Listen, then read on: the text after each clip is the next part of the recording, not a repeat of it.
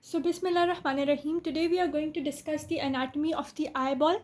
First of all, it is a sense organ and it is an organ of sight. Its shape is spherical. It is a diameter of 2.5 centimeter. Then it has tunics or coats. First of all, we have the fibrous coat. It is the outermost coat and it is composed of sclera and cornea. Then it has vascular coat or uveal layer, and it has choroid, the ciliary body, and the iris, and the nervous coat, which is composed of retina. Here you can see from the diagram of the book that this layer, it is known as cornea. It is the anterior chamber and it is the part of the fibrous tunic. Then this layer is known as the sclera. Then on the interior side, the vascular layer comes, which is made up of the choroid, then this ciliary body, and then this structure known as the iris. So choroid, the ciliary body, and the iris, three of them combine to form the vascular or the uveal layer. Then we have the innermost layer, which is the retina, and the retina then forms the optic disc and the optic nerve, which sends the signal back to the brain. Now from the notes we will talk firstly about the cornea, which is supplied by ophthalmic artery and short ciliary nerves, which comes from ciliary ganglion. Ophthalmic nerve and short ciliary nerve, which comes from ciliary ganglion, and only sensation which is felt in the cornea is that of pain. Now cornea is a transparent part. It consists of the anterior 1/6 portion of the outer coat of the eye. Then cornea forms a junction with the sclera, which is known as corneoscleral junction. Cornea is more convex. It is avascular.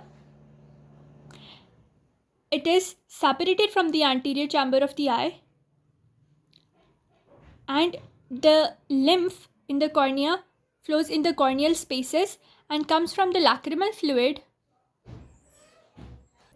So this is the cornea, which forms the anterior 1/6 of the eye. So cornea and sclera form a junction which is known as the corneoscleral junction or the limbus.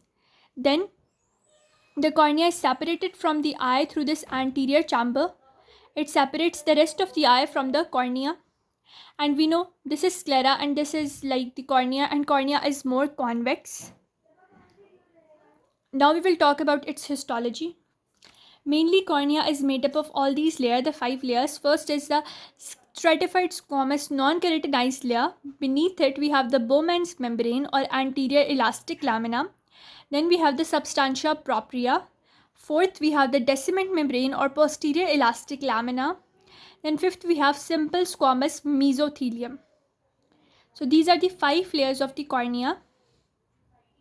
Now we will talk about the sclera, which forms the posterior 5/6 portion of the eyeball.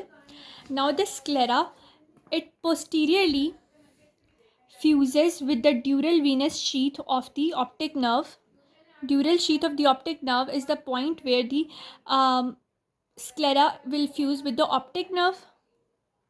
Now outer surface of the cornea, it is white and smooth, and it has posterior part, it has the Tennant's capsule, but the anterior part, it has conjunctiva. So now this is the sclera, and as we know, this is the eyelid. From the eyelid we can see conjunctiva, which has two parts. The conjunctiva part, which is attached to the eyelid, it is known as palpebral conjunctiva, which is used to assess the hemoglobin level. And then the part which is connected to the sclera and the cornea, it is known as bulbar conjunctiva, and inflammation between these two conjunctival spaces causes conjunctivitis or pink eye.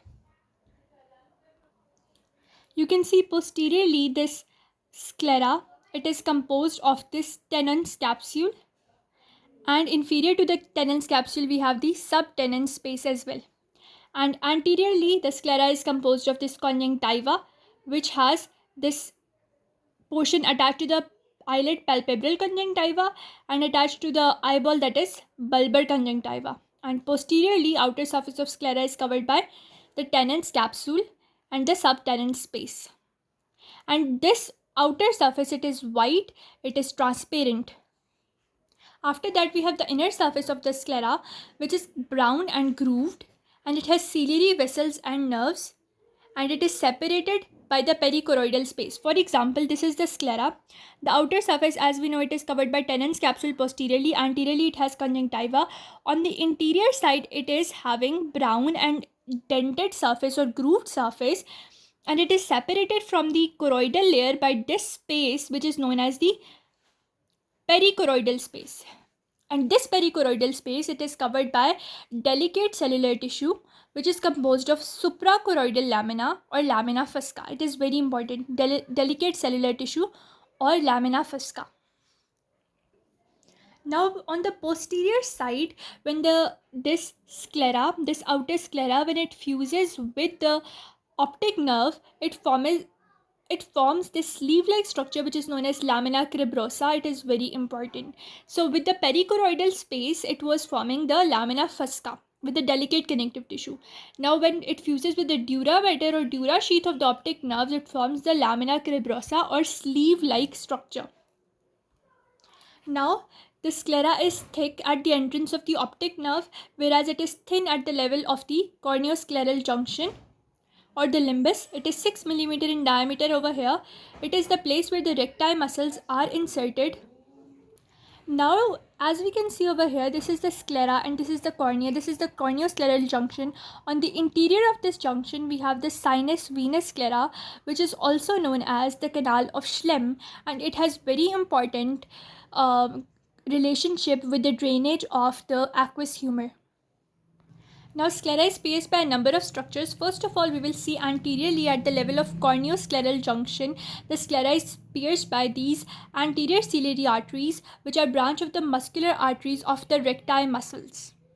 After that, posteriorly, at the posterior pole, inferomedial to the eyeball, we have this structure which is piercing the eyeball, which is known as the optic nerve. Surrounding the optic nerve, we have the posterior ciliary arteries. The anterior ciliary arteries were at the level of corneoscleral junction. The posterior ciliary arteries surround the optic nerve on the posterior pole of the eye. After that, we have these venae varicosae, which are 4 in number, and they are also present posteriorly behind the equator, and they pass through the sclera just behind the equator. So 3 things we have studied until now. First thing is this optic nerve. Second thing was these short ciliary posterior ciliary arteries. After that, we had venae varicosates, which are 3 structures piercing the posterior pole. On the anterior pole, we studied these anterior ciliary artery. These are all the structures that pierce the sclera anteriorly and posteriorly. Also, the sclera is an avascular structure.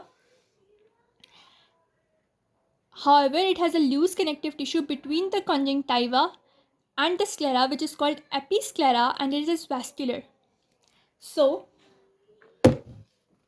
at the level of the space between the sclera and the conjunctiva, we have this structure which is known as episclera, and this episclera is vascular and it is made up of loose connective tissue between the sclera and the conjunctiva. Now we will look at the clinicals. Cornea can be grafted from one person to another because it's avascular, it does not have any blood supply, and rejection is very rare. Injury to cornea, it may cause opacities, and opacities, whenever cornea is a transparent substance, whenever opacities are going to develop, it will blur the vision. And eye is a sensitive organ, and dust particle can give rise to pain, and only sensation, as we know, that was felt in the cornea was the sensation of pain. Now we had 2 things about the conjunctiva and conjunctivitis. If between the bulbar and the palpebral conjunctiva there is the accumulation of substances, it will be known as conjunctivitis or pink eye. But whenever there is palpebral conjunctiva, we flip it to assess the hemoglobin level. If it is red, it means the hemoglobin level is normal. But if it is white, it means that the person is deficient in the hemoglobin or is having anemia. Now we have 2 diseases. One is known as myopia, other is known as hypermetropia. Myopia is short-sightedness. A person can see only closely placed substances. In this situation, lens is more powerful, eyeball is long, and image is formed in front of the retina.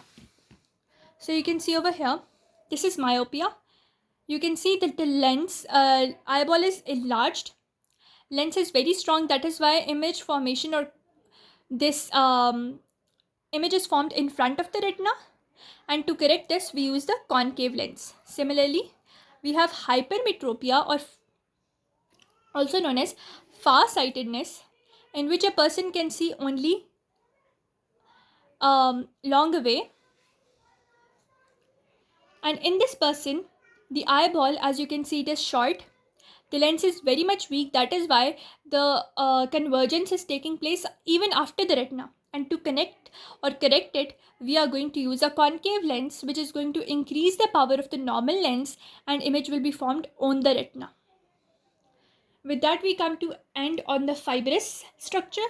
In the next video, we are going to discuss our vascular or uveal layer, which is made up of choroid, ciliary body, and iris.